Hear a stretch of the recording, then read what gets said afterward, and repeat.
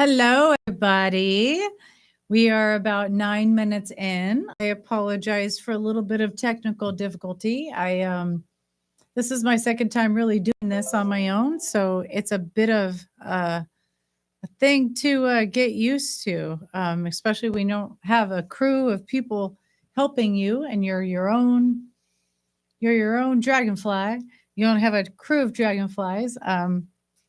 So welcome, welcome, welcome. For anybody who wants to be here, this is a safe space. Like I always like to begin the conversation. This is a safe space. No derogatory comments. If I do see derogatory comments on my laptop here where I'm watching the comments, you will be removed. But this is just really where I'm reading and reflecting from my book. We didn't quite finish off last session with chapter 1 because it's quite long. My chapters are quite long. But what we went through last session was through the introduction and a beginning part of chapter 1, where I started telling you all about the history of my parents and how my parents came to be. My birth mom's side of the family, Debbie, and then my dad's side of the family, Dawn. So you got Debbie and Dawn, who are my parents, and I had a good dad, and I had a really bad mom. So here we are. I hope that you enjoyed this session. Looks like we might have a good camera view for once. You're a little closer to me. I got the backdrop on a wider range here. This is my Dragonfly. I love my Dragonfly backdrop. So we're basically going to pick up where I left off. I did have some mistakes that I made in the first reading. I had read that my grandfather divorced Debbie. That actually wasn't true. What it was my grandfather discovered Debbie.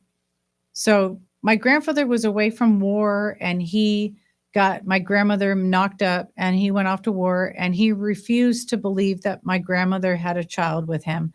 When he returned from the army, he refused to believe that Debbie was his daughter. So he tried to claim her as illegitimate, which is really unfortunate for a dad to say, because my grandmother was a virgin and he was the only man she had intercourse with. So that just goes to show you how awful my grandfather is and was.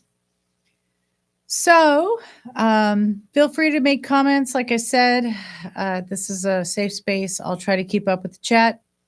But basically, I'm going to continue off where I left off, which was chapter 1. We were on page 11. I'm not quite sure what book you might be holding, but this is right around chapter 1 when my birth mother was beginning to entertain bad company, and I was becoming to be more involved in all of that bad stuff. So some stuff was starting to come to light as to what I was being afflicted by when I was around the ages of 2, 3, 4 years old, 5. So I was born in 1977. So during 1981 to 1983, so this is right around where my father had just gained custody of me, full custody of me, and we were living on our own, and it was a wonderful time with me and my dad. He was the best dad ever. He would dance with me, talk to me, cuddle with me. So this was right around where in his workplace, he started to gain a little higher level up in his job. And he met a woman who was his boss, and they fell in love. So this is the rest of the first beginning of my life and everything. So during 1981 to 1983, while my father worked at Jesco, he met a woman named Linda, who was a programmer and analyst. He was fresh off the press IT guy as systems analyst, computer programmer, while Linda had an office at the time. So that was kind of a big thing. So to kind of teach you all who aren't computer geeks. A programmer analyst and a systems analyst are completely two different things. My stepmom started out as a programmer and then moved into a systems analyst while my dad stayed as a computer programmer. And what that means is taking long, extensive schooling to go to ITT technology to learn C++, well, maybe not ITT, but C+ language. And that stuff is very complicated. You have to learn the whole coding into what goes on behind the scenes of these beautiful instruments. Jesus, I cannot talk. So my parents built the behind the scenes, and then they ran systems analysts, and they worked for banks. So they worked the computer systems behind all the banks, Bank of America, Wells Fargo. So this was back in the 80s when becoming involved in these specific fields was very important, and it still is very important. A programmer analyst and a systems analyst. Okay. Get off my nerd box there. But seriously, that's some really tough stuff. So my parents were, well, parents. I say stepmom and my parent, my father, were very intelligent people. And I'm grateful. My dad, it says he, my dad, would sometimes stop by her, being my stepmom, Linda, who would become my stepmom, her office to talk while unscrambling the Rubik's Cube that she had on her desk. So my stepmom had this desk full of all these toys. It was weird.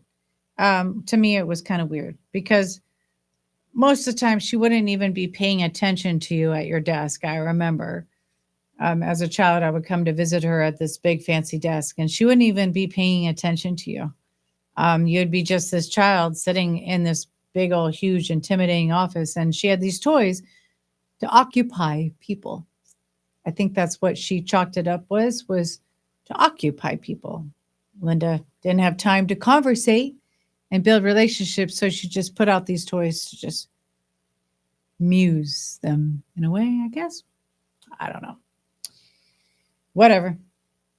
We're not going to go into too much of her psyche because it's really devoid of the point of my book and who I am. I am my dad's daughter. I am not Linda. I am not Linda or Debbie. I'm not either of them. Okay, so anyways, however, what always bothered her, Linda, about my dad was that he could never remember her name. My father could never remember Linda's name. That's kind of funny. Then the company that they worked for, which was Jesco, then the company decided to do a reorganization of positions, which allowed my father and Linda to switch their positions. So actually, Linda was superior to Don, my father, and then they switched and Don became, Linda was inferior to my father in positions, and then Don decided to switch, which was my father, to inferior and let Linda be superior. So Linda excelled like crazy. She was quite the wolf in the corporate ladder. A woman in the 80s. It was very tough, but she was smart, and my father followed suit, and he was smart, and together they formed a really great team. And so you're going to learn. So then the company decided to do a reorganization of positions, which allowed my father and Linda to switch their positions. The new position allowed Linda to climb the ladder very fast, just like I explained. They became closer and started liking each other during the first 2 years they worked together. Linda was a strong, independent, vibrant, and beautiful woman. No, I'm sorry, I'm getting notifications.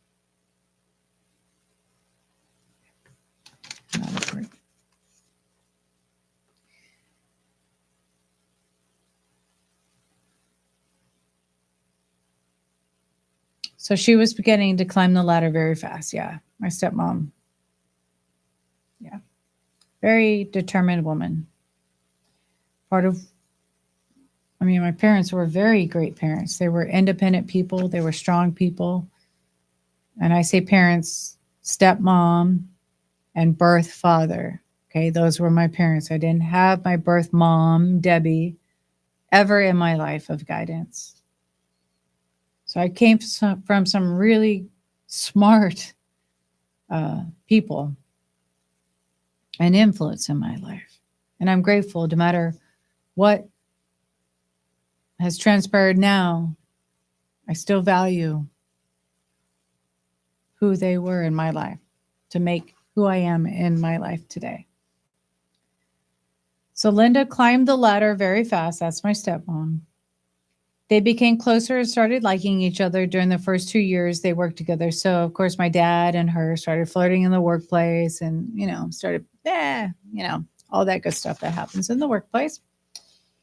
Linda was a strong, independent, vibrant, and beautiful woman. She was. My father was tall, thin, and handsome with a mustache, sort of like Tom Selleck. He was handsome. Whew. Linda had also been married earlier. So both of them had been married prior.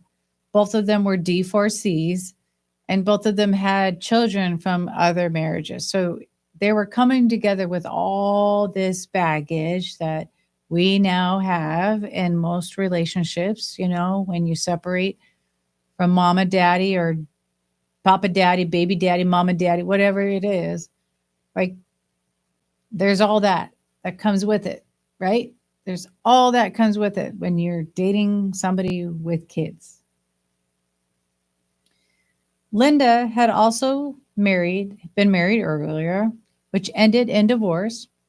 Her ex was chaotic, like Debbie. So they both had exes that were very chaotic. My dad had a chaotic ex, my birth mom, Debbie. And then Linda had a chaotic ex, Gerald, who was chaotic, an alcoholic. So they both had really bad first spouses. And so they both came together with their experiences and their traumas, and they were willing to come together in love and try to raise a family, a blended family. Linda had 2 children from her first marriage that you'll learn, and my dad had me from his first marriage. So this is back in the 80s, and this was very, very hard, and it still is very, very hard. And I give credit to a lot of families who deal with this. And I'll say it's tough, me being single and finding a gentleman who doesn't have kids. It's very rare. I don't have kids, and it's very rare. But when you do have to deal with the kids, then you have to deal with the ex and the mom, and you have to deal with all that drama. So it's really not easy. This isn't really easy, and this wasn't easy for them to come together, my stepmom and dad. There was a lot of differences, and you'll hear about it, but it was really beautiful. It was really, really beautiful. Their love, it was really, really beautiful.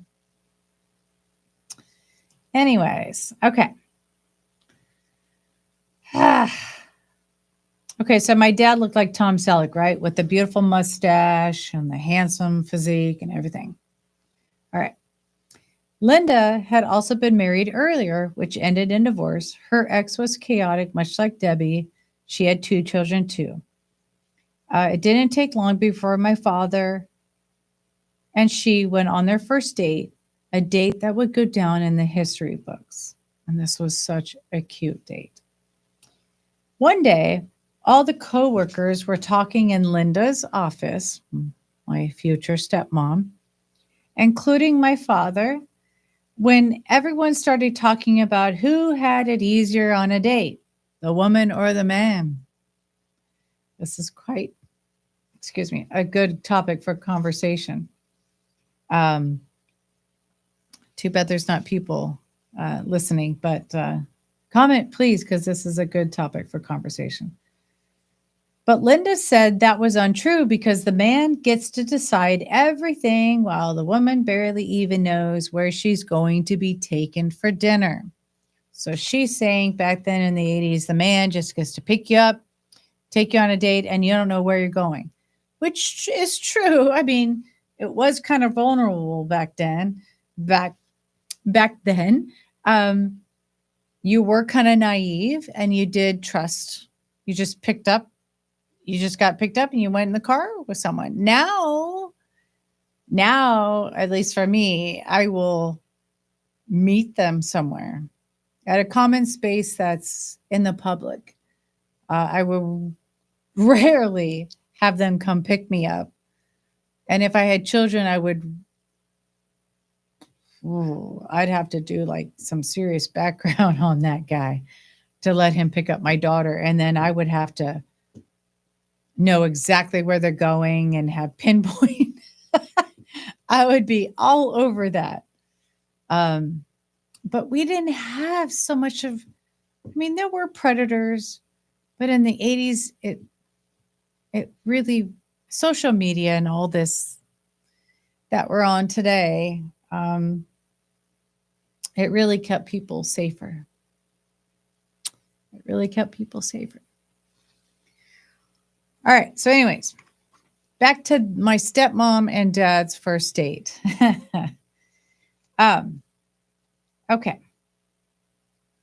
So they made this bet, right? They said, who had it easier, the woman or the man? So everyone started laughing in the workplace. So everyone started laughing and joking, suggesting how funny it would be to be cross-dressed, play the opposite roles on a date, and that Linda, female, should take out my father, the male, out. Not one to back down from a challenge, she asked my father out on a date and told him to be ready by 6 p.m. on Friday night. When the date night arrived, he got dressed up in a flowery dress to be funny. My dad was really funny, and that's where I get some of my sense of humor, and surprised Linda with it. She arrived a little late, and she did that on purpose because men are always late. She arrived a little late and knocked on the door. She dressed in jeans and a shirt with a blazer over it, kind of like a man would dress, like jeans and a blazer, like a suit kind of. When my father opened the door, Linda was amazed to see him in a dress. My father was wearing a dress. Yes. Oh, you wonder where I get it from, right? You wonder where I get my spontaneity and my craftsmanship and my creativity. So, Linda was amazed to see him wearing a dress. She started laughing, and he ran back to his bedroom to change. So my dad was actually like really insecure, and he was just really going out on a limb to just make this challenge happen. And she opened the door and they laughed, and he was like, I can't live with this. This is too silly. We need to stop this. I'm going to get in my man suit and you're going to stay in whatever you're in. But together they then continued on the date, but my dad couldn't keep up with the charade. Oh, I love you, Dad. What a moment. Anyways, so after he came out, off to the date they went. They kept up the gag as Linda opened the door for him, lit his cigarettes, and decided everything. So, like, literally, even though my dad kind of changed out of it a little bit, Linda still kept up with opening the door like a man would, treating him like he was the female, and like keeping up with the whole charade. And it was really hard for my dad because he was a gentleman. My dad was like a gentleman, and this was so crazy of a bet, but he was a player. He was a player, and like he would play along with the game. Um, they went to a small restaurant, and Linda paid for the entire meal, just kind of like a man would pay for the entire meal. My father became concerned and uncomfortable with it all. He asked her if they could stop with the joke and if he could drive them back home. So even she was driving home, and he was like, please let me at least drive us home. Like, give me that much manhood, right? Um, so Linda agreed. They went to the car, and my dad opened the car door and drove them home. So he opened the car door for her, and he let her get inside the car, and he drove the car home. My father continued to see Linda, and he kissed her for the first time at Rocky Horror Picture Show on their second date. So they obviously went out for a second date to the Rocky Horror Picture Show here in Fresno, probably at the Salon. No, it would have been at the Wilson Theater, or the Tower Theater, maybe the Tower Theater downtown, because Linda used to work at the Tower Theater. That was one of her first jobs when she was in high school. Linda worked at the Tower Theater in that little booth before they take it down someday.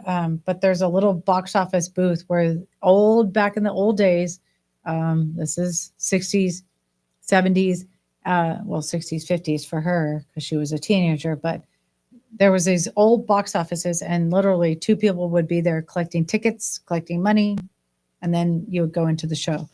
So at downtown on Olive and Fulton, or with Sean, it might be, there's the Tower Theater, which is gorgeous inside. And that's where she worked because she went to school at Fresno High. She went to school at Fresno High, and she had a job working there. So that was one of her first jobs. So it was probably pretty nostalgic for her to have taken a date with my dad there. So Rocky Horror Picture Show. Pretty sure it was there. Pretty sure it was there. If not, there's the Second Space Theater across the street. But back in the day, pretty sure it was Tower Theater. Anyways, where are we at on time? Okay. We're about halfway there. We're not going to get through chapter 1 again. That's okay.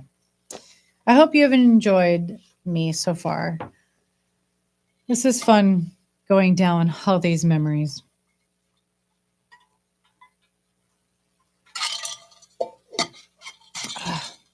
My throat gets dry. Okay. So then came the time when my father decided to introduce me to this new woman in his life. So my dad's dating. Him and I are still living on our own. My dad's starting to date again, and he's got this child to consider.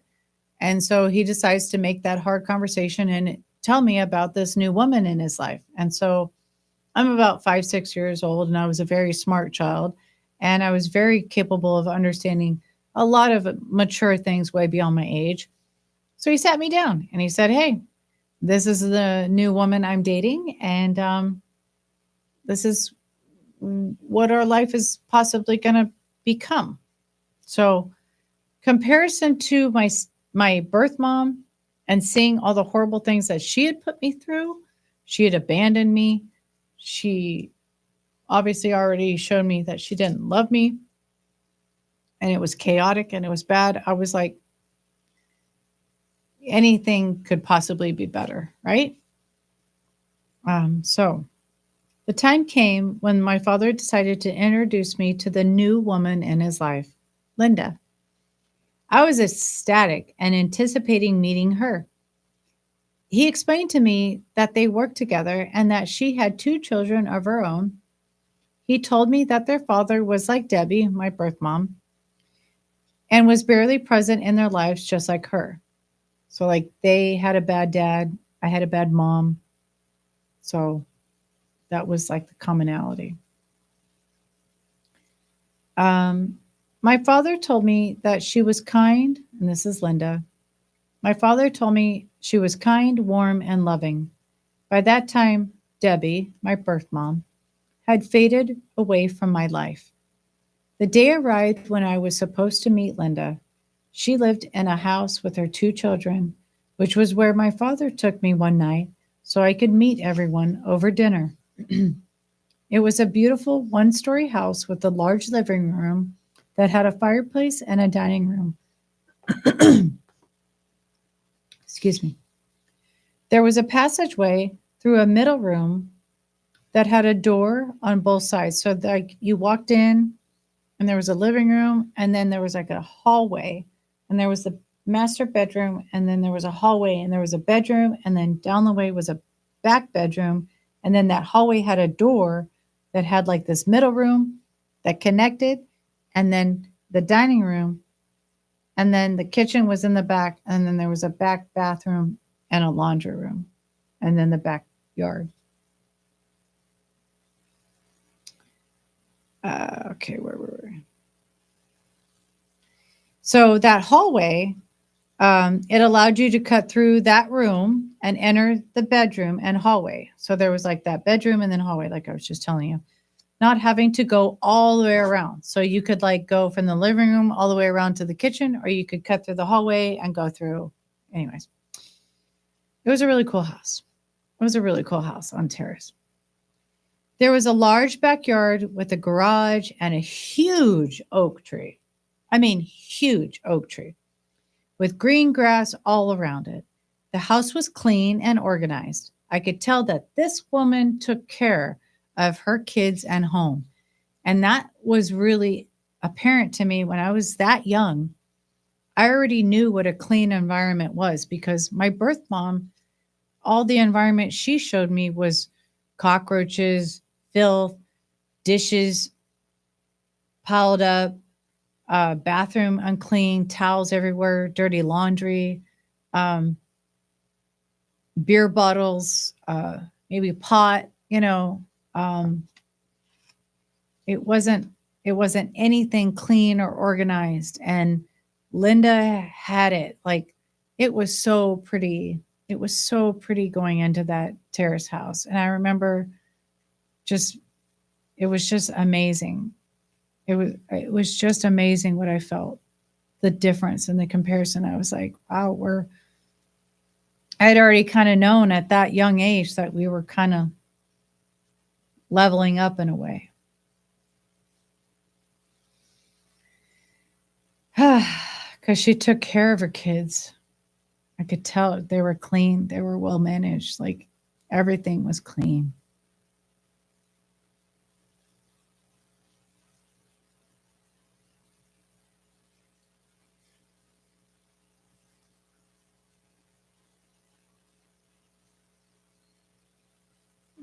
Anyways. So Linda's children, and I say her in the book, but I say her because it's Linda. Linda's children accepted me immediately. She had two children, a son, Jason, who was 5 years older than me, and a daughter, Jamie, who was just 2 years older than me. I liked her daughter, Jamie, instantly. Jamie's room, which I say in the book, her room was very tidy and beautiful.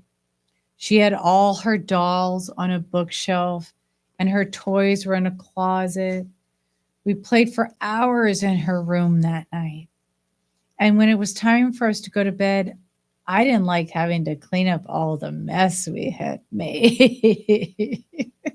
I wasn't used to discipline. Let me just say I wasn't used to discipline because I was spoiled due to probably the situation I was in.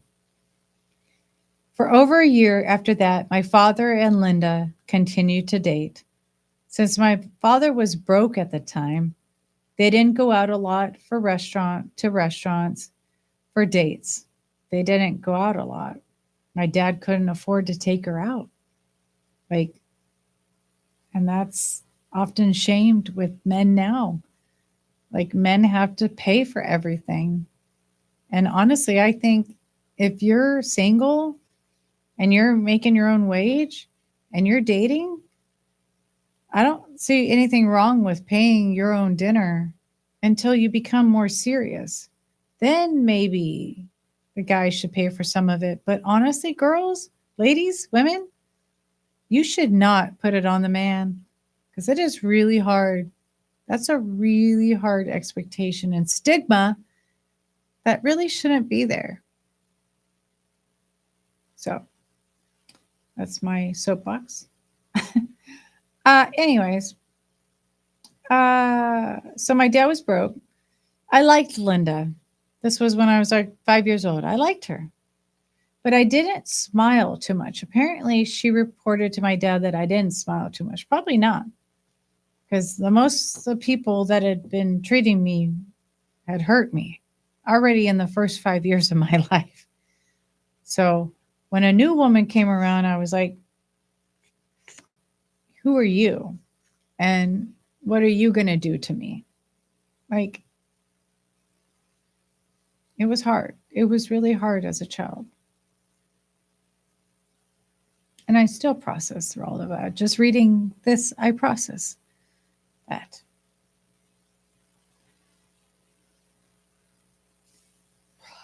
So I didn't smile much at her. I was quiet.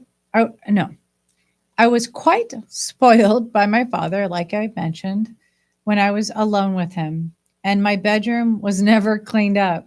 No one ever made me clean up stuff. I was always the kind of kid who sat in front of the TV with a bowl of cereal and blanket. Like, give me the TV with my cereal. It could have been Fruity Pebbles, Rice Krispies, but just let me just zone out. So one day when Jamie, my stepsister, future stepsister at the time, came over to play, she was amazed by the mess of toys I had in my room. We played for hours upon hours, and when it was time for them to leave, I got really sad. My father calmed me down and promised me that they would be back.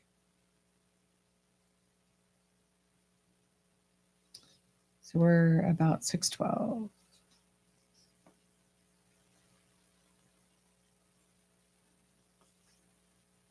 Okay, so we're 32 minutes in. We'll keep going for another 30 minutes. I appreciate you all listening. My father continued to help Linda around the house, which was her house, during the first 5 years of their relationship. She finally had a man in her life to help her with the yard and a positive male figure for her children. Then in late 1982, so they dated from, early 80s on into mid 80s. My father proposed to Linda. Because my father did not have the means to buy a nice, expensive ring for her, he had to be creative about it. He went over to her house one night for dinner. Linda's kids had gone to see their birth father, and I had gone to see my grandma in Exeter. So there was visitations. So my dad would ship me off to Exeter with my grandma, which I faked enjoying. And then they were shipped off to their dad, which they faked enjoying as well, because their dad was not a good dad and my grandma was not a good grandma. Let's see.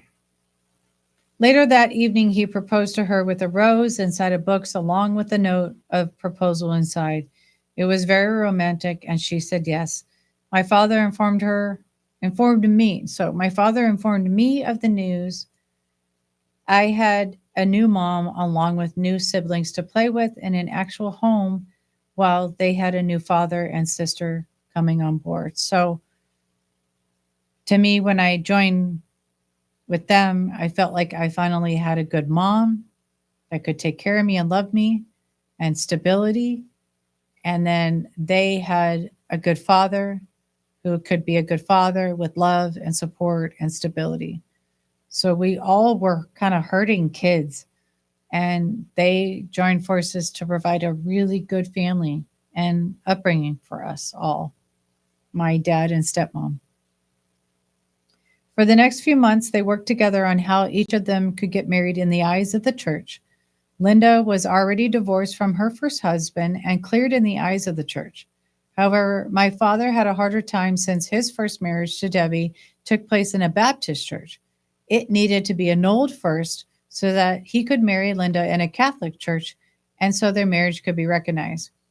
So there's different conflicts between Baptist churches and Catholic churches.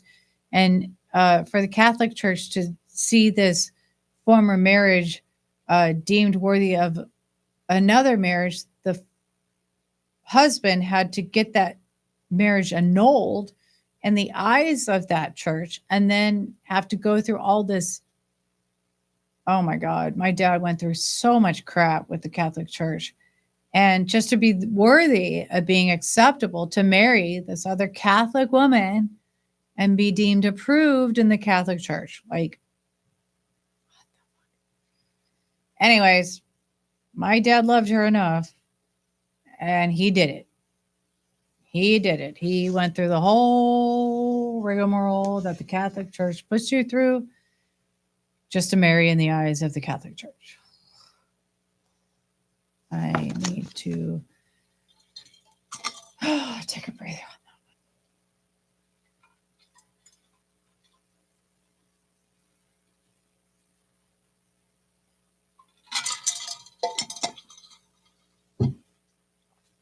that one.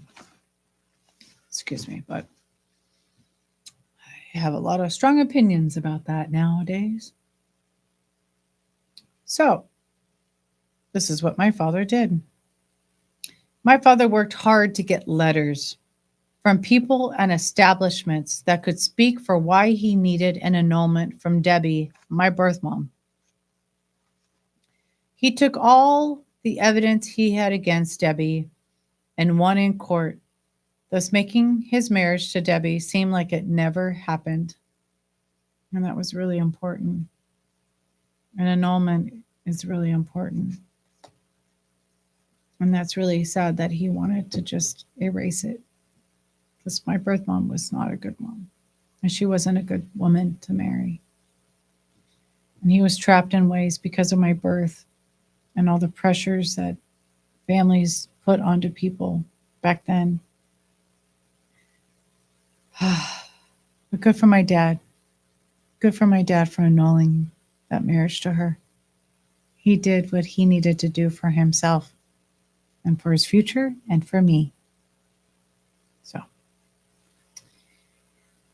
my father could then, so after presenting all this evidence to the court, my father could then marry Linda and their marriage would be recognized in the eyes of the Catholic Church. So he presented all this evidence and he won. He convinced the church that he was worthy of marrying Linda, this Catholic woman. Afterward, Linda took me and my about-to-be new sister shopping for a dress for the wedding because we were the flower girls. So time had passed and all kinds of stuff had happened, and there's a big loophole of information and time right there because I do jump to a huge moment. But, you know, I'd gotten to learn about Linda. I had gotten to learn about Jamie. I had gotten to know Jason. We had started to form a family. And so things kind of moved quickly. And yes, they did end up taking us shopping. And so Linda was this fancy woman who made a lot of money. She made a lot of money. And she spent that money on us. I mean, she spent a lot of money on us.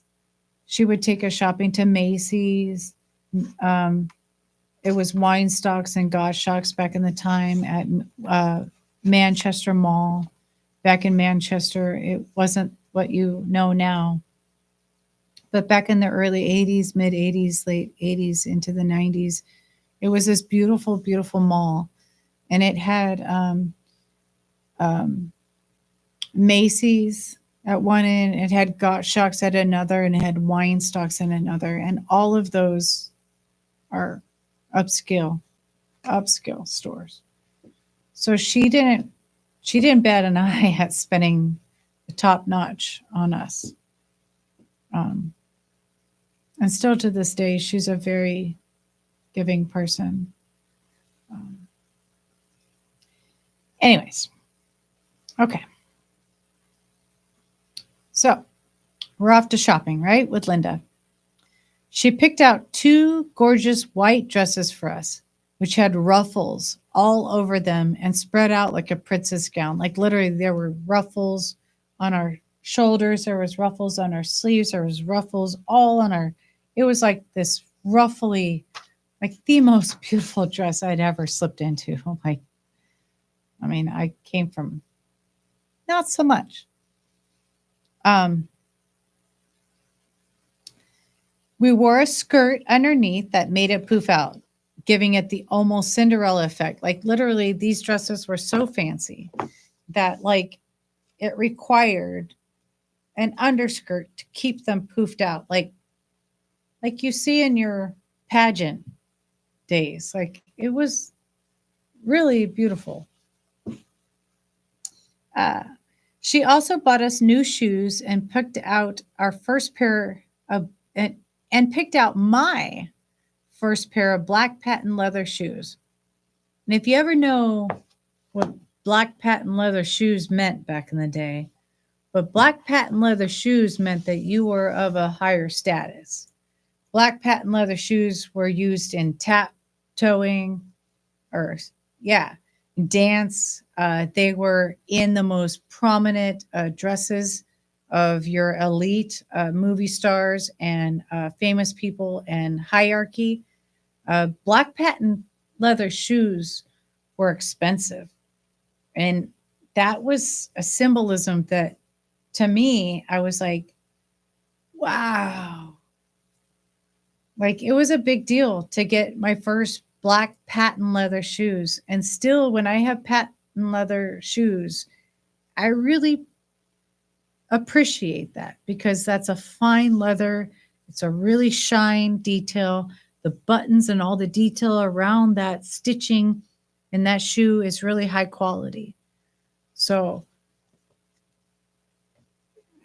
it was just a really big deal to have my first black patent leather shoes.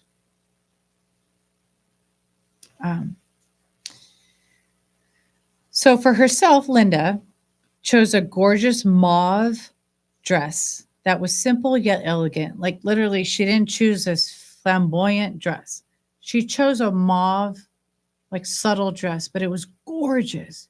And she chose that because when you're a second bride, when you've already married somebody, the first dress is supposed to be white, according to tradition.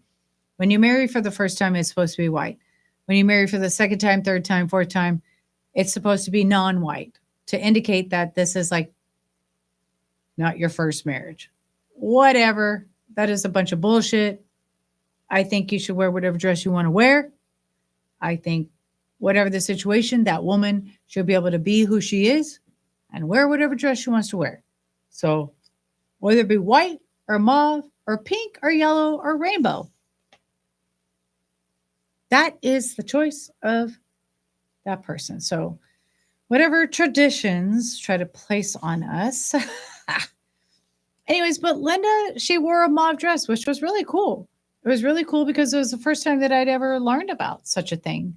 And she taught me individuality and like her own independence, and that she wasn't going to be recognized to her first husband, but that this was like a new marriage. This was like a new love. This was like a new beginning for her. And so I was like, yeah, like, I didn't think anything of it, but I learned a lot about it, but I didn't think anything of it as a child. Okay. So this gorgeous mauve dress that was simple yet elegant. It was flowy and shimmered, making her look like a fairy. Linda was so beautiful that day. She picked out clear glass heels. And I remember, like, it was really popular to have clear heels.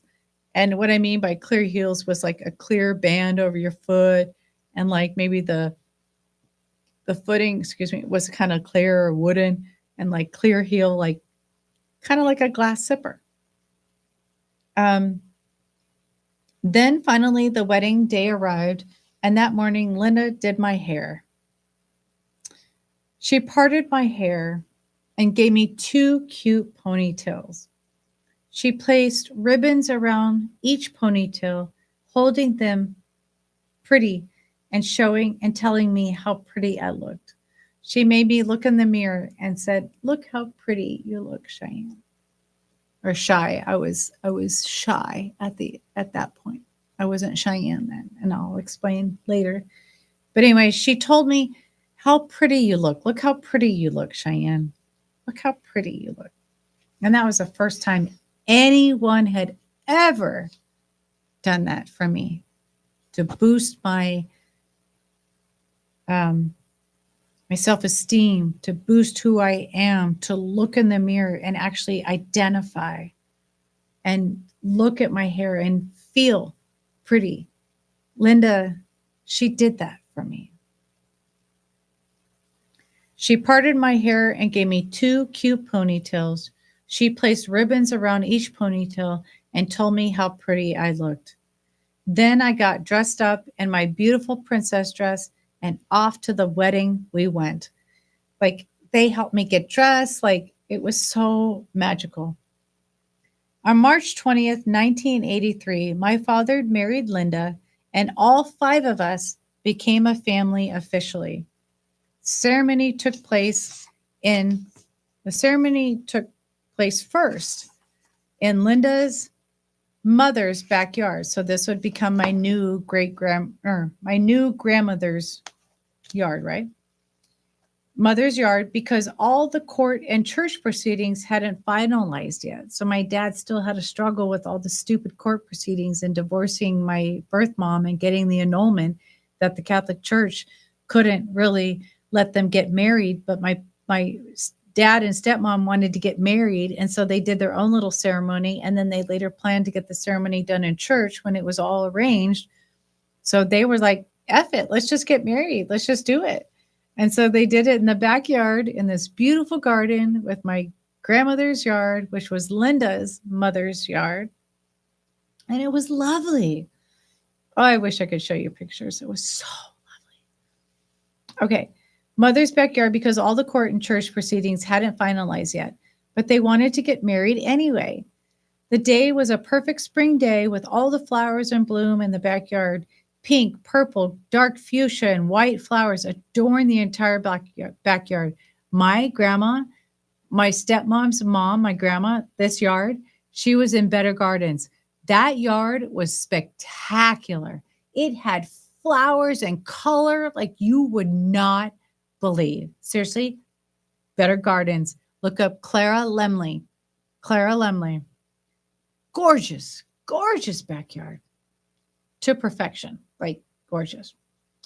Anyways, so everyone from both sides of the family, like my stepmom's family, my dad's family, everyone was so supportive of this marriage. Like, for once, my dad finally had his side of the family supporting a woman that he was marrying. So remember, he didn't like Debbie, my birth mom, or they didn't like Debbie, my birth mom. So this was a huge thing for my dad to have his family support to a woman to be a part of our family, to be a part of the Jenvey side of the family, right?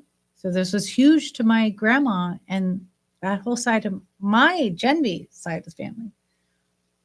So my father's mother, which was my grandmother, was so proud of him that day, which my dad, because she approved of Linda. So she approved of Linda, as well as the life he had made for himself and me. So my grandma knew that getting with Linda was getting us an opportunity for something better, because the other side of the tracks with Debbie was no future. So she was really, really supportive. And my grandma was of status in San Jose. Like, anyways, it's easy how you can fall in love with the wrong person and they can lead you down a downward spiral. My dad thought that he saw something good in my birth mom, Debbie, but he didn't really realize what a bad thing she was, until he had to go through bad suffering and then step out and save his child, me, and himself. And so he went through really hard times, and he made really hard decisions, and he fought really hard for me back in the 80s. But he found a really great woman, and he found a woman who could love him equally. And together they had the same principles and values to go forward together. And so they together then formed us kids from two different marriages to form a new life and path for the five of us. It was the five of us. And it was a really big deal. And so my grandma supported him. And that was a really big deal. And it was a really big deal for my dad. And it was hard for my dad. So I just want to give credit to that. And we're about almost an hour in. And so we're going to close here soon. I'm going to stop here at the sub chapter, A New Home. So I'm going to continue reading. Okay. The day seemed to last forever, but I loved every minute of it. And this was the wedding. I had never been to an event so beautiful before. There was a huge 3-tiered cake adorned with flowers, and then the garden was a wall of presents. In the garage, not in the garden. In the garage was a wall of presents left to be opened by the newlyweds. Like literally, like everybody was to, resign from the church or the ceremony and then go into the garage, sit down and open up a bunch of presents. That was kind of the norm. And there was tons of presents, tons of presents. Anyways, okay. Jamie, my new stepsister, and I helped them open the gifts with excitement. Everyone was thrilled about the marriage and for us. When the day ended, plans were put in place to move into my new mom's home, which was Linda's house that she had already had established, along with her 2 children, my new brother and sister. So now I'm moving in. Me and my dad are moving into her house. She's welcoming us into her house, and she's making adjustment with her kids, her daughter and her daughter and brother, saying, hey, have a stepsister. We're all going to be a family together. My father and I didn't have much stuff to move in with. Like literally, my dad and I didn't have much. My dad was a very minimalist. I had just what I had based on what I was given. I was a kid. So we really didn't have much to crowd the place, So it didn't take very long to move into the new house on Terrace Avenue, which is off of Clinton and Fruit here in Fresno. Slowly, I got settled into my stepsister's room, and unpacked all my things. And let me just be clear, we'd never really used the word step. From the beginning, we all felt like family. So that word step never really came into play. So I never called my stepmom. I never called her Linda. I just called her mom. I never referred to Jamie or Jason as, hey, stepbrother, stepsister. I called them Jamie, Jason, hey, sister, hey, brother. So, and they never referred to me as step shy or stepdad, Dawn. So we all excluded those kind of terminology. And we all was really a family of real love and just a beautiful, really beautiful, beautiful, beautiful family. It was really beautiful. Slowly, I got settled into my sister's room and unpacked all of my things. My parents had purchased 2 twin beds with nightstands, 2 dressers, and 2 large desks with a wall cabinet above them to store all our toys and books. So I had to move into my stepsister's room. So she shared her room, and it was big enough to put 2 twin beds in. And then there was a wall where they put a dresser for me and a dresser for her. And they had all these drawers and all these little shelves to put our little knickknacks and trinkets that us kids like to collect. First time I'd ever had anything like that. Okay. It didn't take long for me to adjust to the new life because I was so excited and happy to finally have a home and siblings to play with. Literally, I was so thrilled. I finally had a mother that loved me, a big brother to protect me, a sister to play with, and my father was content. Soon after Linda and my father married again, his annulment from Debbie became official. So my father and mother were then officially married in the eyes of the Catholic Church, just like I told you. They had a second marriage in the eyes of the church. It was just something simple, small, just immediate family. It was nothing big or elaborate, just for the church. We all got dressed up in proper formal clothes for church, and another small ceremony was held with only our closest family members and friends. On that day, they were officially married. Their marriage was accepted and recognized in the eyes of the church.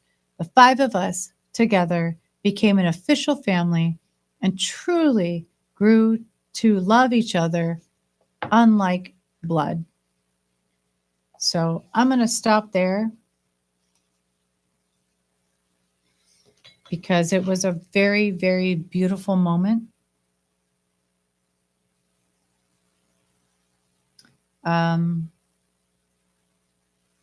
That was happening. And yeah, we didn't see each other as different. We were just seeing each other as this new opportunity of love. I had a bad mom, and I was about to have a really great mom. They had a really bad dad, and they were about to have a really great dad. And so together we formed to become a really, really beautiful family. Beautiful, beautiful family. And I'm not going to say any more because there's a lot to uncover here. And I really appreciate you just participating and just listening. I don't really know what I'm doing, but this is what I want to do. And what I want to do is I want to read excerpts from my book, and I want to invite you into my book, and I want to invite you in between the pages. And I kind of want to just explain some of the maybe questions you might have had. So already we've covered the first part of my life, which was in this apartment, which in the middle of the book you can go to and you can see the apartment that me and my dad lived together. So this is the apartment where my father and I lived together in 1981 to 1993. This is the apartment where I still pass by daily. The oak tree that you see right here is still standing. And it's a tree that I will always remember because I played around it. Then below here is the terrace house from 1983 to 1988. That is the house that my stepmom and dad formed a family. So all that hallway and all that bedroom and all that new beginning stuff is happening in this house right here. So this was my actual real house that I had. I had never had a real house with love, with a family, with stability and structure. So now my whole life is starting to begin from this point forward.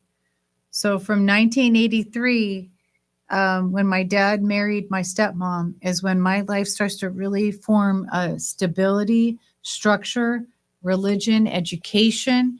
I still have visitations with my birth mom, but you'll hear and read what happened. But yeah, so you're going to see the rest of the first chapter. And I'm sorry this is taking so long to go through, but it's kind of cool in a way.